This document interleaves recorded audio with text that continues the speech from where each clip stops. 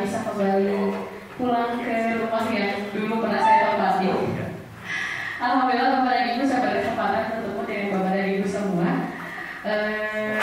Puji syukur, marilah kita menyatakan kehadiran Allah Subhanahu wa Ta'ala karena hari ini kita bisa bertemu, bersilaturahim, berbagi dengan Bapak dan Ibu semua. Mohon izin, saya di sini bukan seseorang yang ahli, tetapi mungkin memiliki kesempatan yang lebih karena lebih dulu diberikan kesempatan untuk belajar dari Bapak dan Ibu, dan hari ini saatnya saya untuk membagikan apa yang sudah saya pelajari di Komite Belajar SMPIK selama kurang lebih 1 tahun.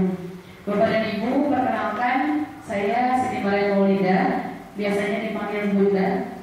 Dulu pertama ISC ada, kalau tidak salah masih di Ruko ya Bapak. Saya Bunda oleh Bapak dipaksa untuk bersama-sama bukan merintis juga ya, menemani anak-anak yang ada di sana. Kebetulan waktu itu siswanya baru 5 orang, hanya ada SMP saja waktu itu, dan bagaimana kami berusaha untuk melayani mereka semaksimal mungkin di tengah keterbatasan segala sesuatunya kala itu.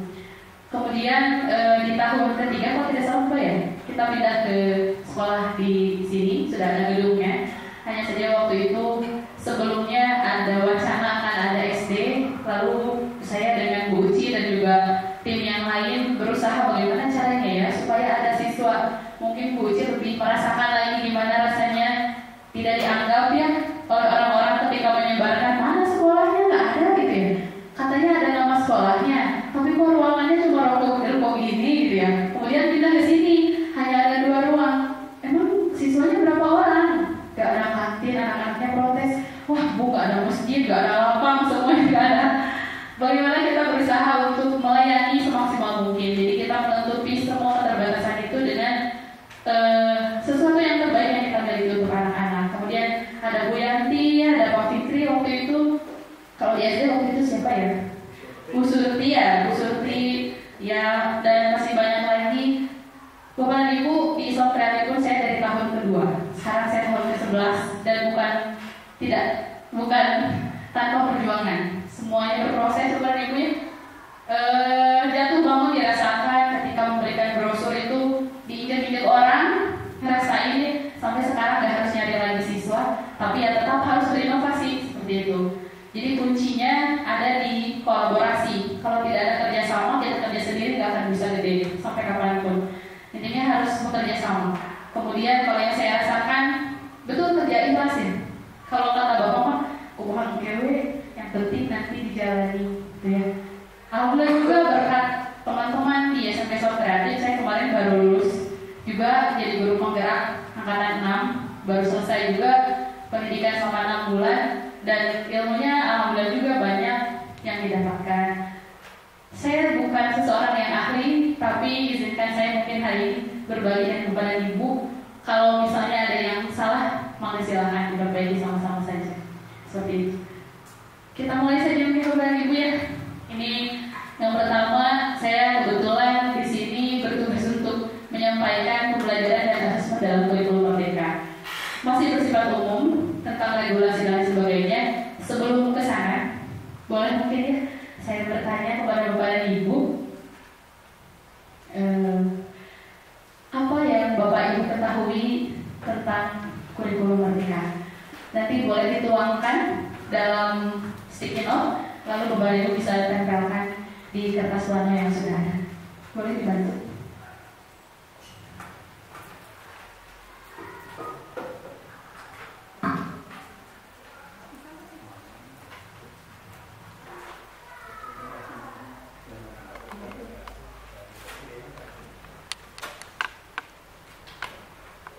Boleh dalam bentuk kalimat, kata, atau emotikon, atau apapun itu yang mewakili perasaan Bapak dan Ibu ketika mendengar kurikulum Merdeka.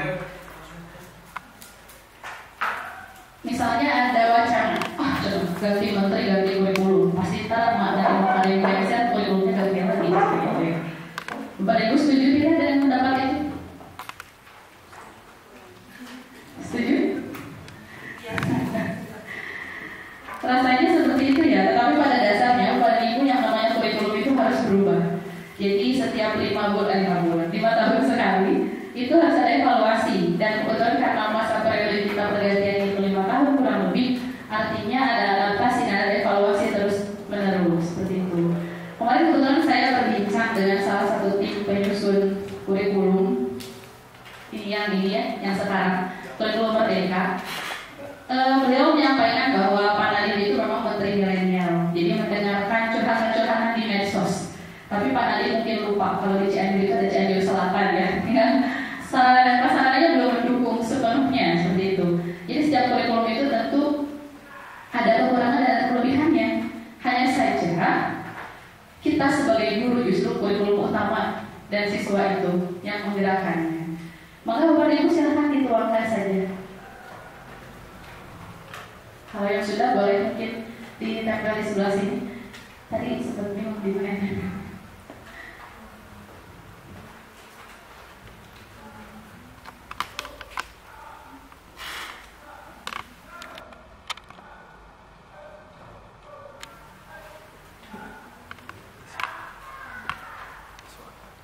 Ya, maka dituangkan setahunya saja tanpa bantuan Mbah Google ya. Seperasaan yang Bapak dan Ibu tahu saja. Saya yakin sebetulnya sekolah swasta seperti kita itu sudah menerapkan kurikulum Merdeka. Hanya saja istilah-istilahnya yang diterapkan itu mungkin ada istilah baru seperti itu ya. Hanya saja, dari mantos ini tiruannya gitu ya. Sudah kok ini gitu ya. Hanya saja mungkin ada alur yang sedikit berbeda seperti itu. Tentu waktunya sudah habis kepada Ibu. Silakan ditempelkan. Ya, saya di sini dulu biar lebih mudah jalannya. Terima kasih Bapak dan Ibu. Hari ini kita akan merasakan bagaimana rasanya menjadi siswa yang biasanya suka diminta tolong katanya sama Bapak dan Ibu untuk mengerjakan sesuatu. Hari ini kita gantian ya. Baik, saya boleh membacakan. Yang pertama, kurikulum Merdeka adalah kurikulum perubahan. Kemudian pembelajaran yang sesuai dengan kebutuhan sekolah atau anak. Pembelajarannya oke. Perangkat ajarnya tanda tanya katanya gitu ya. Kemudian kurikulum Merdeka adalah kurikulum yang memberikan keleluasaan kepada pendidik untuk membuat pendidikan atau pembelajaran yang berkualitas. Wah, bahasa Google ini. Bahasa Permendikbud hebat ini, udah mau baca hatam. Bahasa Permendikbud. Kemudian kurikulum Merdeka adalah kurikulum yang dimana siswa mempunyai kebebasan untuk mengembangkan bakat dan kompetensi yang dimiliki. Kurikulum Merdeka pengembangan karakter peserta didik, pemberian kebebasan terhadap bakat dan perkembangan anak. Merdeka belajar, apakah merdeka dengan sistemnya? Oh bagus nih pertanyaannya. Kurikulum Merdeka belajar, apakah merdeka dengan sistemnya? Ayo kita bahas bersama ya. Kurikulum Merdeka adalah sistem kurikulum yang memberikan ruang gerak luas dalam dunia pendidikan di zaman now. Kurikulum Merdeka, kurikulum yang memberikan keleluasaan kepada pendidik untuk mengajar siswa sesuai dengan kebutuhannya. Kurikulum inovasi Nadiem. Kurikulum Merdeka, kurikulum yang metode pengajarannya menyenangkan. Apakah betul? Kurikulum Merdeka merupakan pengembangan dari kurikulum darurat masa pandemi Covid. Betul juga semuanya betul. Kurikulum yang memberikan keleluasaan kebebasan kepada pendidik untuk menciptakan pelajaran berkualitas. Udah pintar, gak usah diterangin, ayo pulang lagi. Ya, luar biasa Bapak dan Ibu ya. Semuanya sudah memahami kurikulum Merdeka itu seperti itu. Lalu pertanyaannya, merdeka dalam hal ini merdeka apanya? Tadi kan ada pertanyaan itu katanya, merdeka juga dengan sistemnya? Justru orangnya merdeka cuman kedah ngadamel modul ajar. Wah, kedah ninggalin hadinya liur gitu ya, cenah. Bagaimana perasaannya? Luar biasa. Ya, kami alhamdulillah sudah tahun kedua Bapak dan Ibu ya. Setiap proses yang kami lalui tentu ada tantangannya tentunya. Dan saya yakin Bapak dan Ibu sebetulnya sudah jauh dilihat dari pengalaman mengajar mungkin ya, pasti sudah tahu dan ada kuncinya ada di Bapak dan Ibu semua. Merdeka di sini kita itu kan menghamba kepada anak kalau katanya dari Dewan Paratu ya. Jadi anak itu adalah segalanya. Sementara kita bukan hanya satu-satunya anak yang bertanya, Bu, kalau 2 ditambah 2 berapa ya? Nah, kita tidak boleh menjawab, tapi hanya memfasilitasi agar mereka itu bisa berpikir sampai menemukan jawabannya. Seperti itu mungkin ya. Nah, merdeka di sini kita merdeka untuk menentukan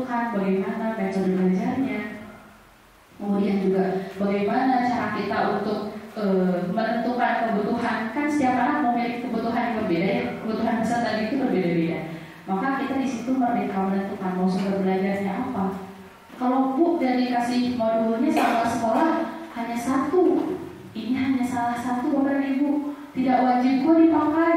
Sampaikan juga kepada orang tua bahwa itu hanya salah satu sumber. Sumber utamanya siapa? Mereka yang mencari sendiri. Boleh dari lingkungan kontekstual yang ada di sekitar. Misal belajar IPA, mau belajar tentang apa tuh? Pengukuran misalnya atau apa. Tidak harus melulu yang ada di buku, tapi langsung ke luar misalnya untuk mengukur atau kadar asam basa dan lain sebagainya, itu bisa langsung dipraktekkan dari lingkungannya yang ada. Kalau tadi kan sudah ada yang menjawab sesuai dengan Carmen, ya berarti Bapak dan Ibu sebetulnya sudah hatam dengan Permendikbud, peraturan pemerintah dan lain sebagainya. Hanya sedikit mengingatkan kembali, siapa tahu lupa ya. Katanya seperti handphone manusia masa kini itu. Kalau handphone Android itu, smartphone itu semakin banyak aplikasinya, sering nge-hang dan sering kehapus, jadi harus sering di-upgrade gitu ya. Jadi sekarang kita ingatkan kembali bahwa kita itu dasar hukumnya apa sih menggunakan kurikulum merdeka. Yang pertama ada peraturan pemerintah nomor 4 tahun 2022 tentang perubahan atas PP nomor 57 tentang standar nasional pendidikan. Kemudian Permendikbudristek nomor 56 dan sekarang sudah dirubah lagi menjadi nomor 262, masih sama tentang penerapan kurikulum dalam rangka pemulihan pembelajaran. Lalu tentang standar kompetensi lulusan ada nomor 5, tentang standar proses ada nomor 16, kemudian standar isi ada nomor 7, dan standar penilaian ada nomor 21. Kenapa pembiayaan dan lain sebagainya tidak disertakan di sini? Itu biarlah bagian dapur nanti ya. Kalau kita sebagai pengajar Permendikbud yang ini harus sudah hafal di dalam kepala. Kalau di luar nanti kabur Bapak Ibu ya. Jadi dibaca kembali. Kalau sudah pernah membaca Bapak Ibu peraturan pemerintahnya, sudah ya, saya yakin sudah. Nanti saya share untuk mengingatkan kembali ya. Nah kemudian Bapak dan Ibu, tadi betul yang disampaikan bahwa kurikulum merdeka itu adalah kurikulum yang berpihak pada murid. Makanya mengapa disebut merdeka? Karena disesuaikan dengan karakteristik peserta didik. Di mana kalau di ISC belum tentu sama dengan yang ada di Cianjur Selatan, belum tentu sama juga dengan di Islam Kreatif.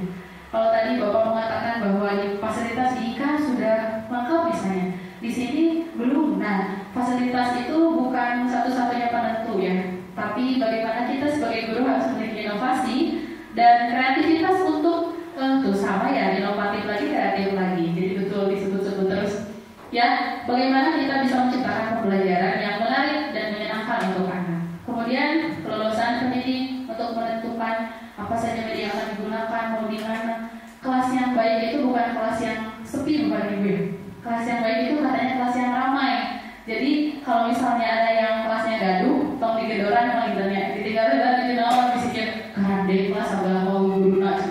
Mukanya guruan tapi gandeng. Justru mungkin mereka sedang beraktivitas ya, jadi rame gitu. Nah kita senantiasa berpikir positif mungkin ya. Nah tentu saja hal itu dilakukan untuk apa? Untuk mendapatkan pendidikan yang berkualitas. Kualitas A, B tidak bisa ditentukan hanya dengan gedung yang menjulang tinggi ya. Kemudian juga seperti ini mungkin ya. Anak saya berkelakar, Ibu kenapa Ibu mau pulangnya sore? Aku mau sekolahnya sampai jam 10 kayak di sekolah aku mah gitu ya. Kenapa Ibu pulangnya sore? Iya dong, kan kalau di sekolah Ibu itu beda. Ya, ada perjuangan, ada sesuatu yang berbeda mungkin. Kalau kita melakukan sesuatu yang berbeda, insya Allah hasilnya pun akan berbeda. Kalau dari awal mungkin Islam Kreatif itu didirikan dengan tujuannya full day Pak. Nah, maka kami dari awal sudah diberikan pemahaman bahwa oh iya, sekolah ini didirikan tujuannya full day. Sasarannya siapa saja. Maka dari itu kami berusaha berkomitmen untuk mengikuti itu. Nah, kalau bagi orang lain mungkin berat ya, tapi 11 tahun ini Pak Dika dari awal menemani Bapak mungkin rasanya biasa saja ya. Biasa saja ya. Kalau awal mungkin iya, merasa wah pulang sore, kami harus di sekolah 6:30 dan kami harus pulang ketika semua siswa sudah tidak ada di sekolah. Jam 5 itu kalau masih ada siswa ya, kalau kita belum boleh pulang. Jadi kami tunggu dulu dan berproses Bapak Ibu ya. Di awal mungkin kaget gitu ya.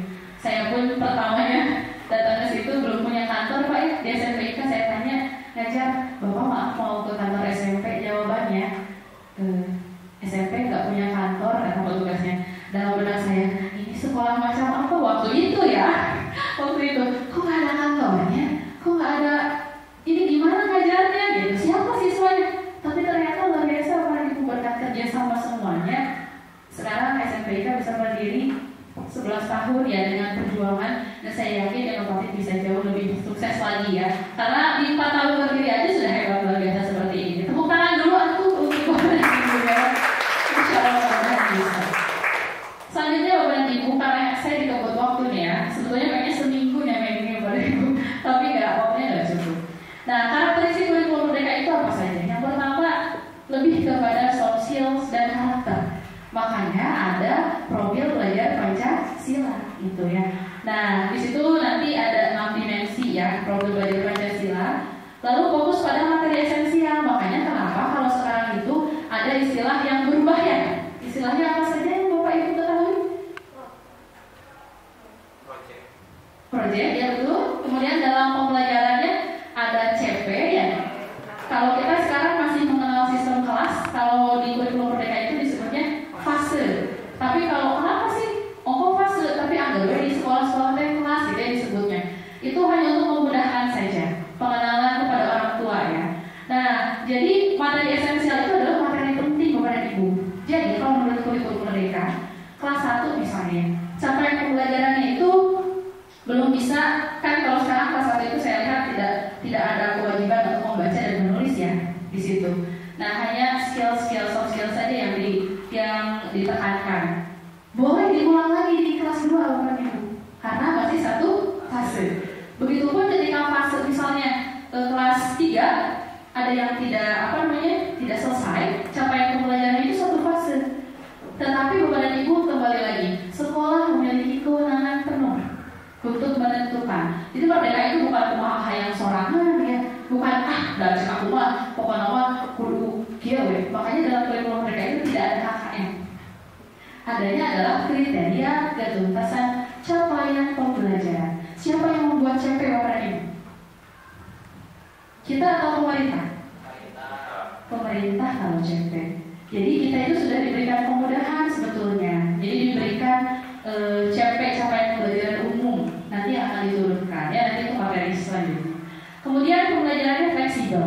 Jadi kita memiliki keleluasaan sebagai guru untuk melakukan pembelajaran yang sesuai dengan tahapan capaian dan perkembangan masing-masing peserta didik sesuai dengan konteks dan muatan lokal. Kalau di ISC kebanyakan misalnya orang tuanya kebanyakan untuk SMP pegawai negeri atau pedagang, pengusaha atau apa? Bisa kira-kira variasi ya. Kalau di Islam kreatif juga sama sebetulnya ya, dari berbagai kalangan. Hanya saja didominasi oleh para pegawai yang pulangnya itu sore. Jadi kenapa menyekolahkan di Islam kreatif? Karena katanya enak sekolahnya. Jadi sambil mereka berangkat kerja, jadi pas pulang bareng. Jadi lebih sedikit kecenderungan mereka untuk melakukan hal-hal di luar sekolah seperti itu mungkin. Nah, adanya latar belakang pendidikan atau latar belakang pendidikan orang tua, latar belakang pekerjaan orang tua, semua guru itu wajib tahu bapaknya.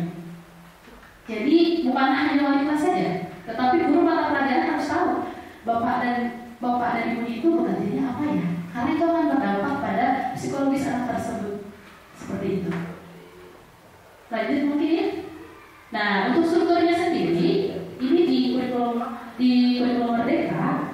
Untuk yang terbaru ada Permendikbud nomor 262 bahwa kurikulum merdeka itu terdiri dari 2 muatan, mau di SD, SMP, PAUD. Hanya presentasinya saja yang berbeda. Untuk intrakurikuler itu biasanya tujuannya untuk menumbuhkan akademik atau lebih sering dikenal mungkin pembelajaran di kelas ya, atau di luar kelas yang ada jamnya. Kemudian satu lagi yang terbaru adalah proyek pembuatan profil pelajar Pancasila. Di sekolah kita mau udah Bapak dan Ibu itu kan? Ya, mulai dari market day ya, di sini ada ya. Ya, pentas seni Mabit itu sama sebetulnya. Hanya saja struktur dan alurnya mungkin agak sedikit berbeda. Nah, kemudian untuk catatannya, untuk SD, proyek penguatan profil pelajar Pancasila yang dialokasikan sekitar 20% dari keseluruhan jumlah jam. Nanti kita bedah. Kemudian untuk SMP adalah 25% dari jumlah pelajaran per tahun. Hanya ada 5% saja Bapak Ibu ya sebetulnya. Kemudian ini dia dimensinya tidak terlihat ya. Nanti saya bagikan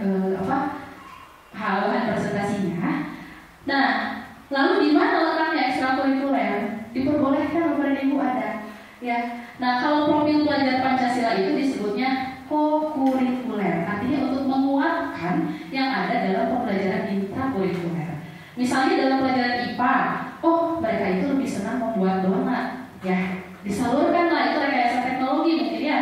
Nanti disalurkanlah di dalam proyek, tapi proyek itu yang harus diingat bukan tentang produk yang dihasilkan, tetapi proses perubahan karakter selama mereka melakukan proyek tersebut. Jadi kembali karakter terus yang kita dengungkan di kurikulum Merdeka ini. Lalu ada budaya sekolah, lingkungan sekolah yang seperti apa yang kira-kira nyaman untuk mendukung mereka belajar. Kalau sekolah Islam seperti kita, rasanya mungkin lebih mudah mengalahkan anak-anak. Tetapi untuk sekolah itu yang mahasiswanya banyak gitu ya, kemudian dengan latar belakang yang lebih beragam, mungkin akan sedikit mereka hebat karena harus berinovasi terus, harus berpikir bagaimana nih mengondisikan siswa yang sekian ratus orang dalam satu jenjang gitu ya, dalam satu kelas atau satu angkatan.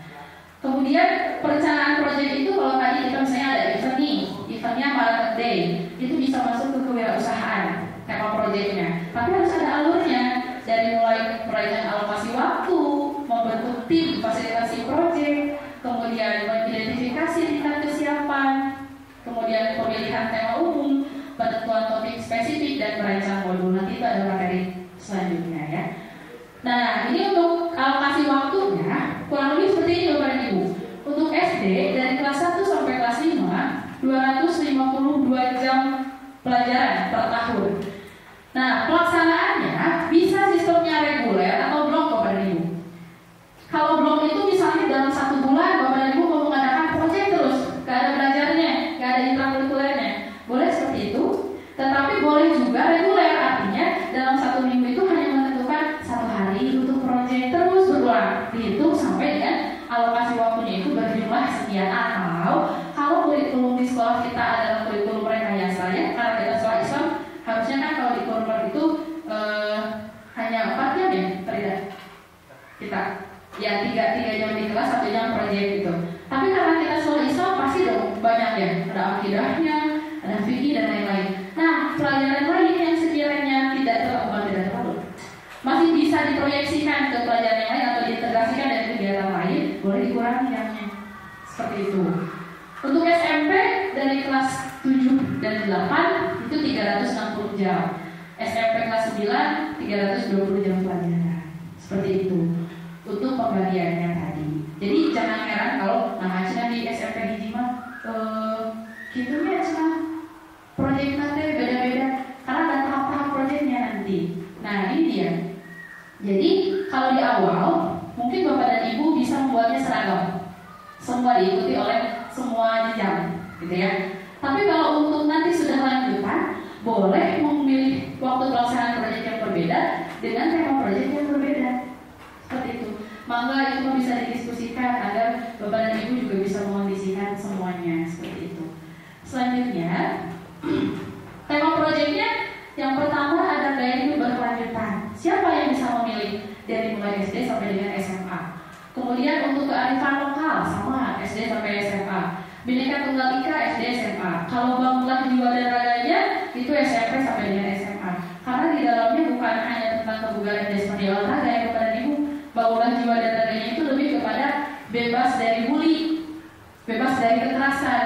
Mungkin kalau untuk anak SD dirasa lebih sedikit gitu ya kekerasan yang akan terjadinya. Kemudian untuk suara demokrasi dari SMP sampai dengan SMA.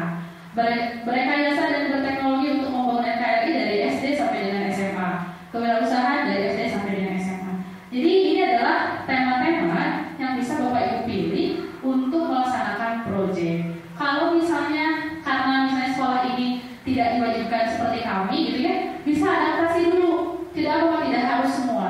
Kalau sudah seperti kami itu diwajibkan. SD wajib memilih minimal 2 tema per tahun. Jadi 1 tahun itu misalnya waktunya boleh di semester, mau di semester 1 berduanya, mau di semester 1 dan 2, boleh silakan. Itu mah disesuaikan dengan kalender pendidikan sekolah masing-masing. Kemudian untuk SMP dan SMA itu minimal 3 tema per tahun. Jadi kalau misalnya di semester 2 mau 2, semester 1 mau 2, semester 2 mau 1, boleh, atau sebaliknya, mangga silakan itu bisa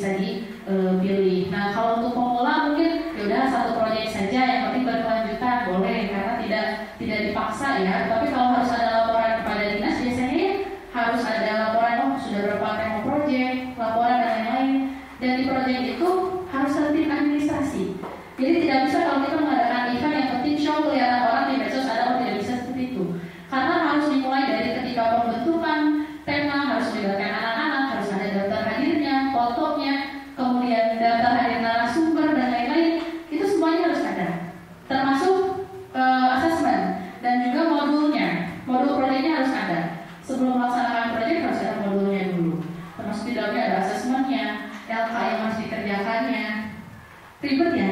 Enggak kok, kita udah selalu alhamdulillah berhasil. Ya, hanya nggak bisa sendiri, nggak bisa Bapak Ibu, harus bareng. Bahkan kalau bisa SD dan SMP mengadakan proyek yang sama dengan tema yang sama tapi sampaiannya berbeda, itu luar biasa.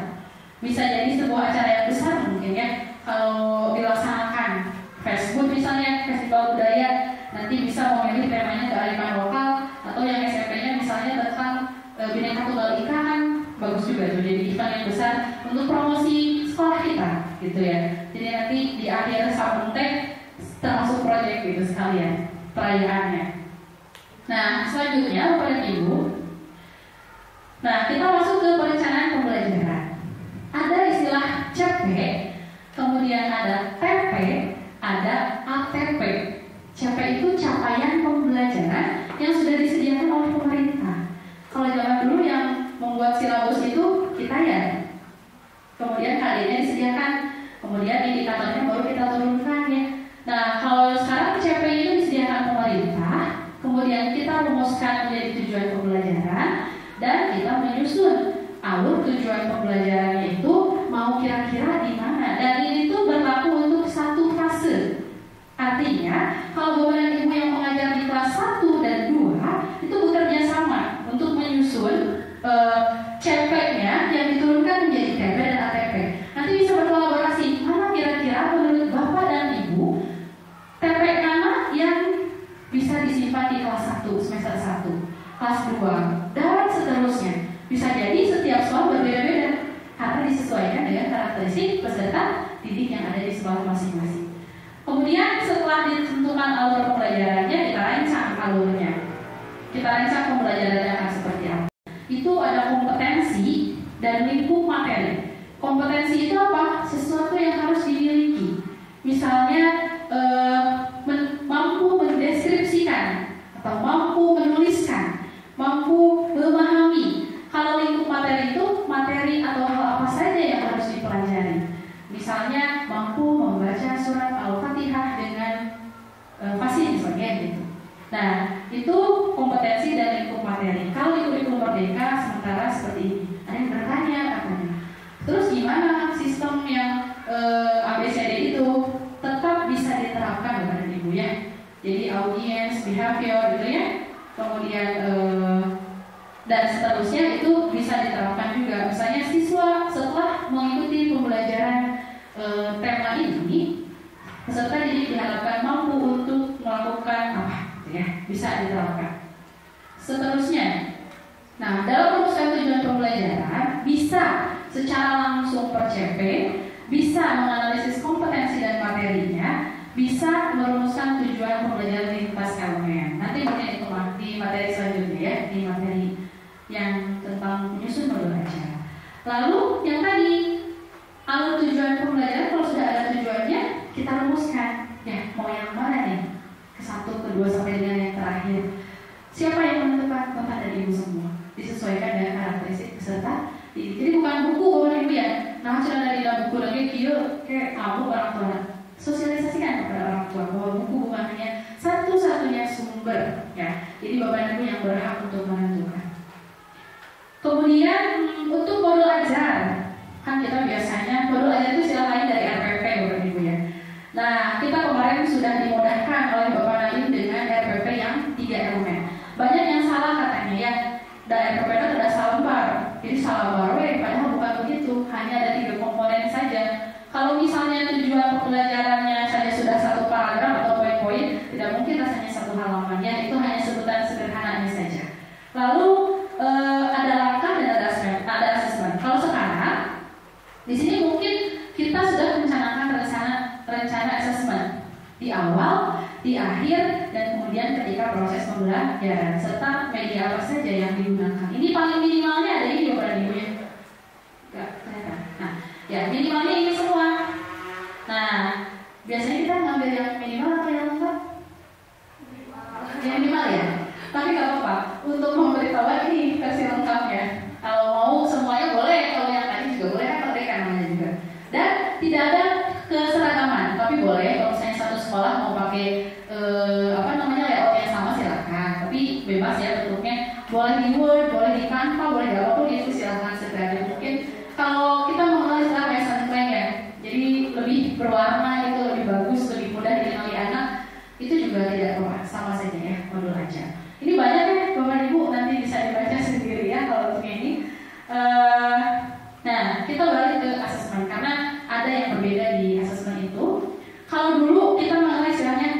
harian ya, ada pre-test, ada post-test gitu.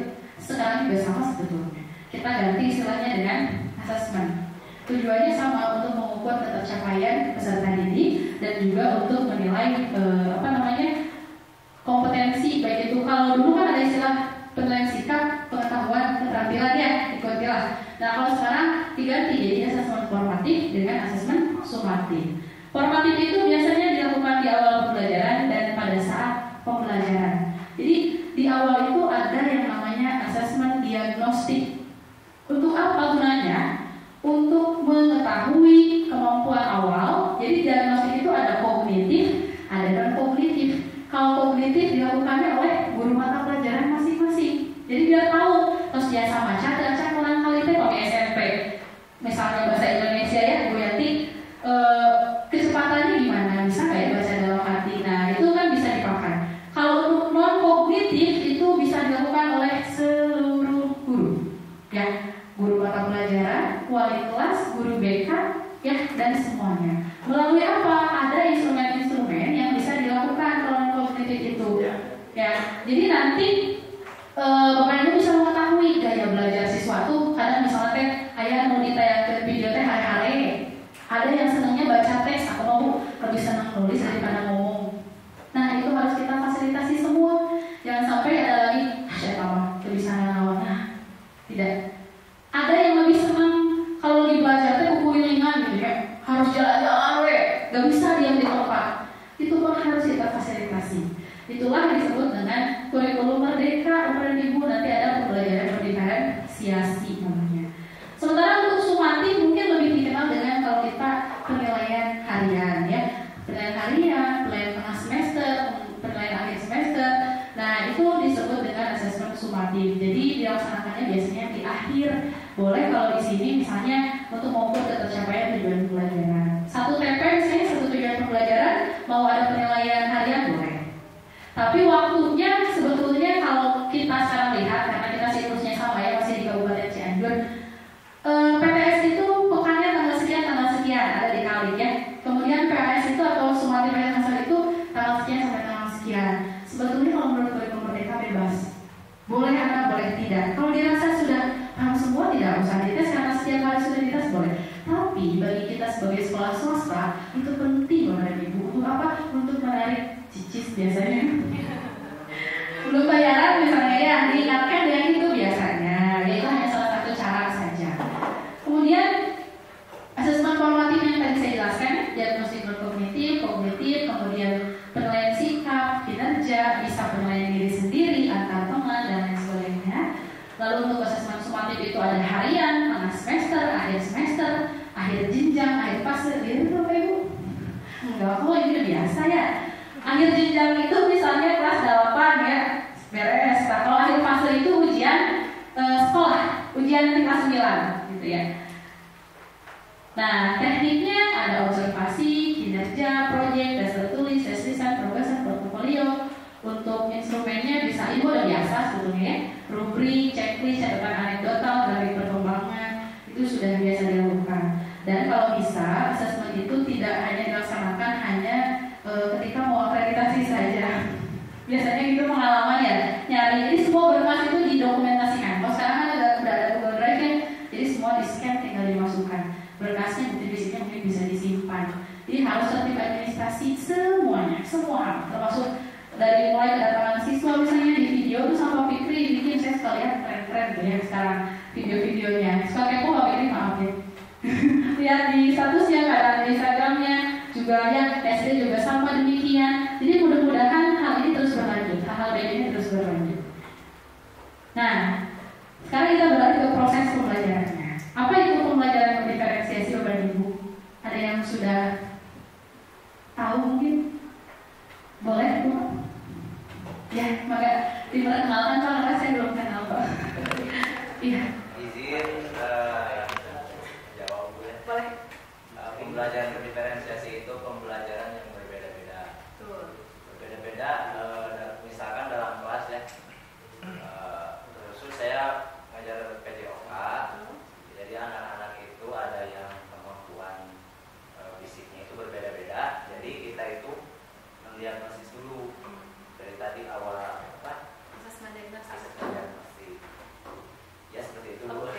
pintar, nanti jadi pemateri di sini ya. Nah, kita berbagi sama-sama ya semuanya Bapak dan Ibu. Jadi betul Bapak dan Ibu, sekarang saya mau bertanya balik nih. Kalau ada 24 siswa dengan gaya belajar yang berbeda, apakah kita harus melayani ke-24 itu dengan gaya yang berbeda?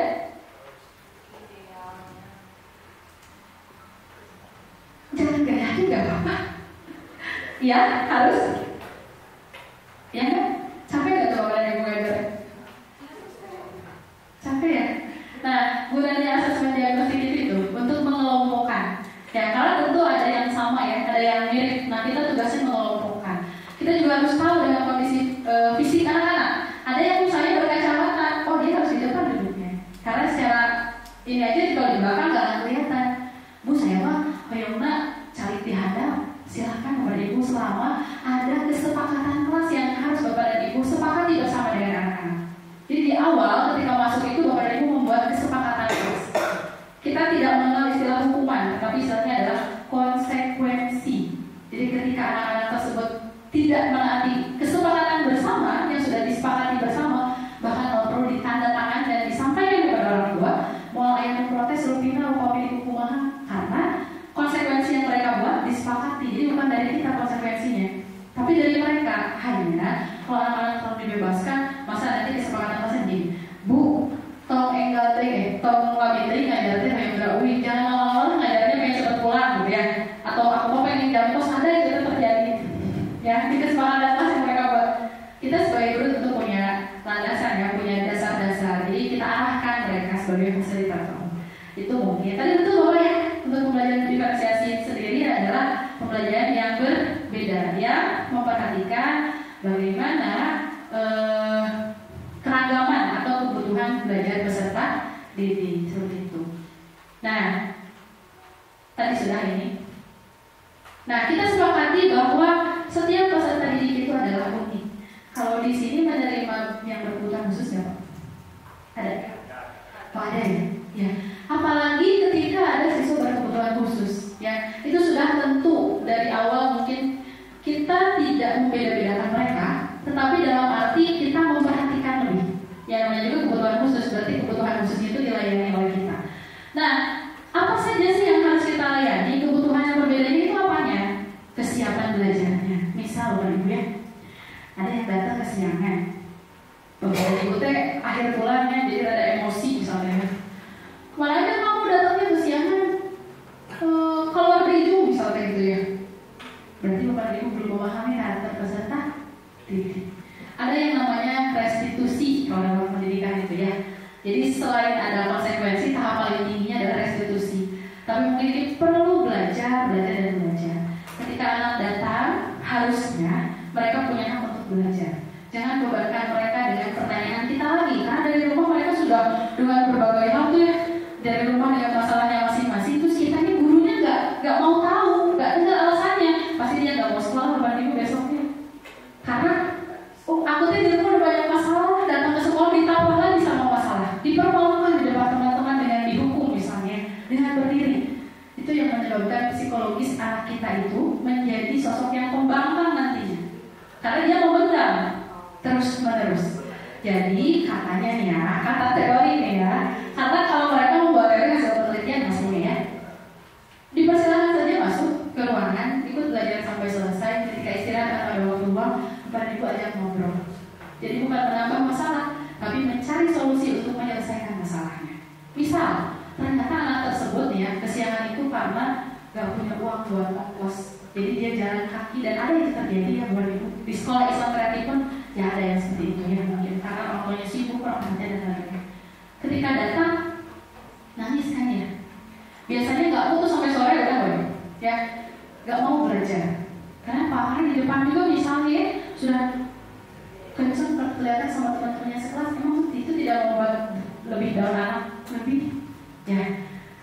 Kita mungkin harus tahu seperti itu, kenapa harus tahu latar belakang dan lain sebagainya, biar tahu juga treatment yang pas untuk anak itu seperti apa.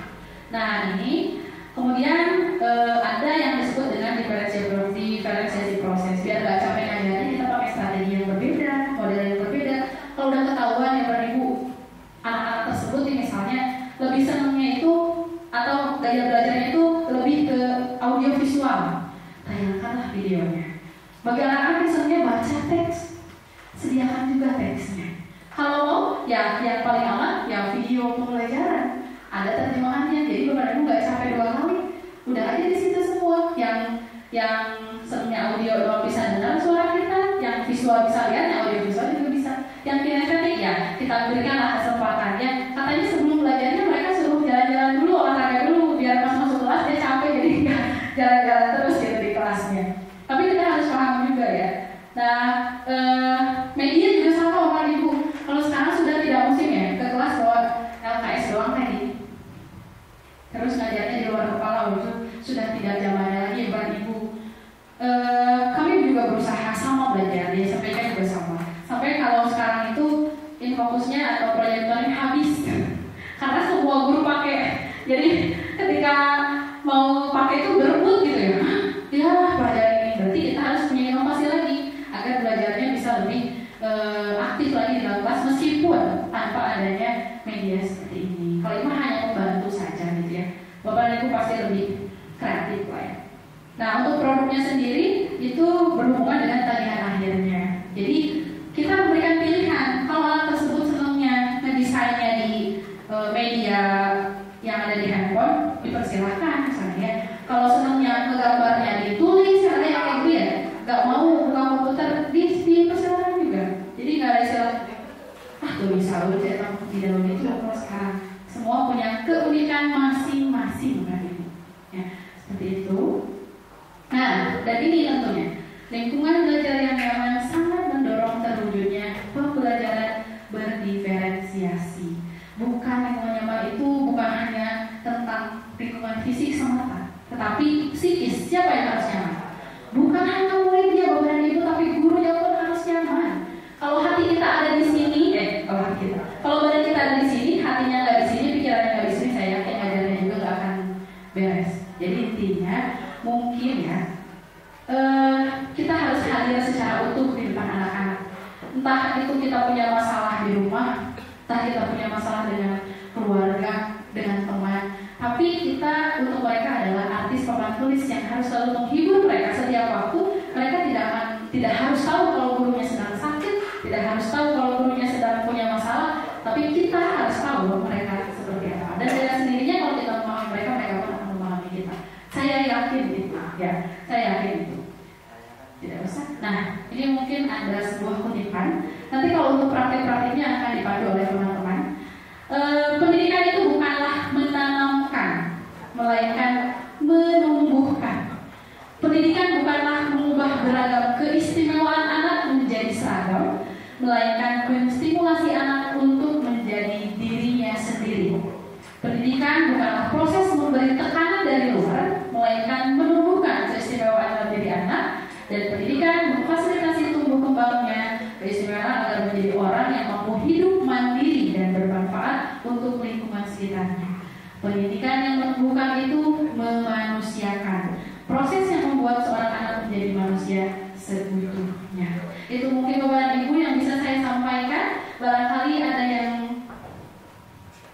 ingin ditanyakan, maka boleh silakan langsung saja. 10 menit tapi ya, berarti untuk mungkin hanya 2 orang penanya saja. Boleh. Gak ada orang minta semua. Udah paham semua berarti. Gak tahu paham nih kalau ini bingung. Boleh Pak Yudi, mohon izin aku. Mohon maaf ini partner saya juga ya.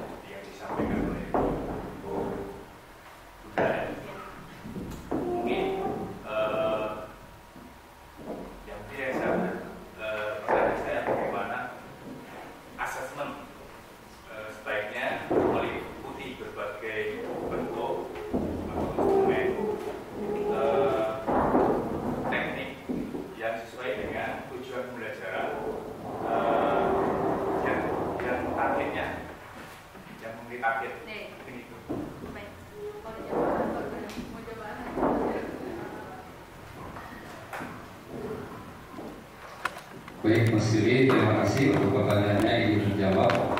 Untuk asesmen berbeda dengan kurikulum 413.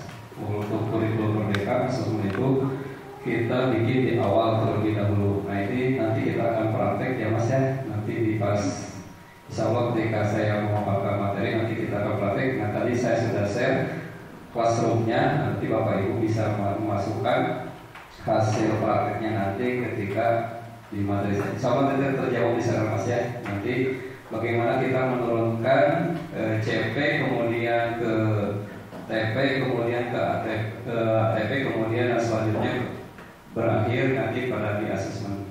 Itu tujuannya bahwa asesmen itu harus ditentukan di awal dulu. Jadi ketika kita mau buat modul aja asesmen itu sudah ada gitu. Jadi jangan sampai kita udah aja baru kita bikin asesmen. Tapi asesmen sudah ada terlebih dahulu. Begitu Mas. Nanti untuk pembebasan kita pakai ya. Jadi coming soon ya. Kalau saya jawab sekarang tuh hampir gak ada yang ikut ya. Siap. Selanjutnya maka satu lagi mungkin. Boleh, silakan. Assalamualaikum warahmatullahi wabarakatuh. Perkenalkan, nama saya Anissa dari tim SMP. Mohon izin Bapak Ibu semua untuk bertanya. Sebelumnya saya ucapkan terima kasih kepada Ibu yang telah memaparkan materi dengan sangat luar biasa. Pertanyaan saya mungkin lebih ke praktek di realitas ya. Tadi untuk menciptakan pembelajaran diferensiasi itu salah satunya harus ada lingkungan yang nyaman. Nah, tadi juga Ibu telah mencontohkan ketika contoh kasus ada anak yang telat. Nah, di situ kita tidak boleh langsung menghukumi dia, tapi harus sebisa mungkin memberikan treatment terbaik. Nah, pertanyaan saya, ketika kita misal sudah menentukan kesepakatan kelas ya Bu. Nah, salah satunya itu datang tepat waktu ke sekolah dan itu disetujui oleh anak tersebut. Nah, pertanyaannya bagaimana cara treatment terbaik itu agar si anak yang telat itu tetap mendapatkan kepercayaan dirinya tapi tidak menimbulkan kecemburuan sosial kepada anak atau siswa yang lain. Ya, mungkin seperti itu Bu, terima kasih. Luar biasa, pertanyaan bagus sekali ya. Bagaimana kesepakatan kelas itu agar tidak menimbulkan kecemburuan? Ya, jadi di kesepakatan kelas itu juga kita sepakati waktu untuk melaksanakan konsekuensinya. Jadi tidak ketika datang langsung diberikan konsekuensi. Mungkin ya bisa seperti itu atau Bapak Ibu punya trik lain boleh nanti silahkan memberikan pandangan. Karena anak tersebut memiliki hak yang sama dengan temannya. Jadi temannya tahu ketika datang tidak langsung diberikan konsekuensi, tetapi dia ikut belajar dulu. Baru kita tanya dulu karena kita juga sepakati bersama siapa sih yang harus mendapatkan konsekuensi. Seperti itu. Misalnya ya ketidakhadiran misalnya kesepakatan kelasnya minimal 85%. Tapi anak tersebut datangnya hanya 70%. Alasannya karena dia sakit, berarti dia tidak termasuk ke golongan orang yang mendapatkan konsekuensi itu. Makanya kenapa kita harus tahu latar belakangnya itu adalah untuk mengetahui apakah dia termasuk orang yang harus mendapatkan konsekuensi itu. Jadi ketika kesepakatan kelas itu dijabarkan semua, disampaikan semua. Jadi tidak akan ada kecemburuan.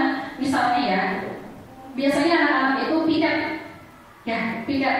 Nah piket itu katanya Bu kalau nggak piket ada di zaman dulu. Yang kalau nggak piket bayar 25.000 cina. Main mau piket baru datangnya kalau menikah yang bayar daripada piket. Seperti itu. Kemudian gimana konsekuensinya? Sepakati bersama katanya. Bu besok dia harus piket sendiri. Ya tidak akan malu orangnya karena sudah disepakati bersama. Seperti itu.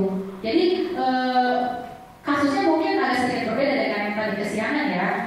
Intinya sebagai seorang guru itu kita tidak boleh memberikan hukuman dalam bentuk apapun, baik fisik, verbal, tapi boleh memberikan konsekuensi apabila sudah disepakati. Dia tidak percaya diri kalau saya rasa kalau sudah disepakati bersama, karena udah tahu teman-temannya bukan hanya dia loh kalau kesiangan akan seperti itu kan, gitu ya. Nah tapi kan tadi harus tahu dulu kenapa dia kesiangannya, gitu. Misalnya bannya gembos di jalan, terus kalau kesiangannya karena bangunnya kesiangan, itu sepertinya masuk ke dalam konsekuensi tadi. Tapi kalau misalnya ada sesuatu di jalan kecelakaan atau apapun itu, mungkin bisa ditoleransi atau tidak, di konsekuensinya tidak langsung saat itu juga. Seperti itu. Mungkin ada yang mau menambahkan, silakan. Mungkin ada ide-ide lain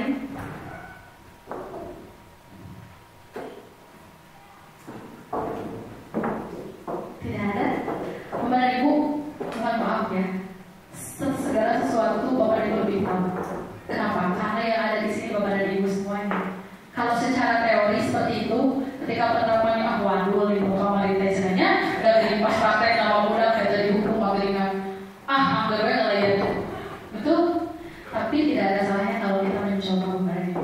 Jadi dari awal kita biasakan, karena ini hanya tentang kebiasaan, tentang kebiasaan.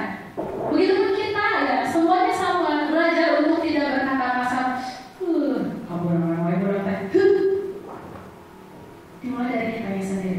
Karena katanya anak-anak itu butuh figur, sosok contoh idaman mereka. Kalau ada sampah tidak, nah pijen ya, lupa pijen. Tidak demikian, tapi yuk buang yuk sambil kita bawa dan dia pun membawa. Itu katanya akan lebih membekas. Kenapa ada istilah turut munding caranya? Kenapa istilahnya turut munding? Beneran munding kok mau ada pemerintahan ya? Kali itu ngiri, banyak ngomong kata gini, ngiri, kali itu ngiri. Nah anak-anak itu seperti itu, mungkin apalagi untuk yang usia SD itu hebat luar biasa, guru SD, guru PAUD itu menurut saya itu ya perjuangan sama sebetulnya SMP juga ada perjuangannya. Tapi anak SD itu berbeda dengan orang dewasa yang kadang kita ngerti. Anak saya Bapak Ibu sekolah asalnya di TK Islam Kreatif di sana. Setengah tahun alhamdulillah gak mau sekolah. Kenapa? Karena menurut dia lingkungannya tidak nyaman. Bukan tentang fasilitas yang bagus, bukan tentang ada ibunya di sekolahnya, tapi tentang perasaannya. Yang kita mungkin tidak bisa memahami sepenuhnya. Ketika saya cerita psikolog, jawabannya memilih anak itu jodoh-jodohan. Kita tidak bisa memaksakan ego kita sebagai orang tua kepada anak yang pikirannya belum nyampe dengan kita. Jadi ketika anak SD, orang tidak buruk itu, misalnya, kita orang dewasa muda, tapi buat mereka hal itu susah. Nulis apa misalnya dengan bersambung kayak, itu bisa. Mungkin yang sedikitnya tuh harus kita bersama-sama, terutama saya pribadi mungkin ya. Terus anak-anak tuh ya, kalau ada anak misalnya, ayo siapa yang berani? Kelasnya kayak sepi gitu ya, jempling semuanya kan, gak ada. Pengen mungkin masa gak ada satupun yang berani, gitu ya. Sama-sama kita belajar untuk menghindari hal itu. Ya, kalau sudah dirasa tidak ada lagi yang kita diskusikan, mungkin nanti kita bergantian Bapak Ibu menjadi pemateri di depan ya, maksudnya berbagi juga tentang apa yang terjadi di sekolah ini. Dan ini semua hanya ilmu yang saya peroleh dari selama setahun ini, dan bukan tidak mungkin di antara Bapak Ibu justru sudah jauh pengamalannya dibandingkan dengan saya. Saya mohon maaf jika ada kata-kata saya yang kurang berkenan, dan saya ucapkan terima kasih untuk semuanya. Wassalamualaikum warahmatullahi wabarakatuh. Terima kasih.